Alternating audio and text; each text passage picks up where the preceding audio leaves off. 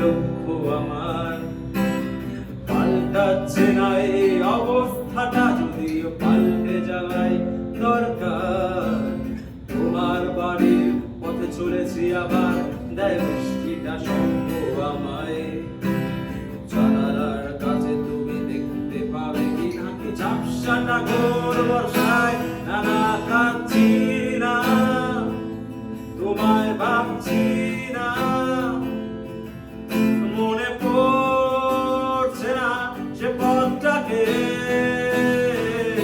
তবু যাচ্ছি কি, ফিরে যাচ্ছি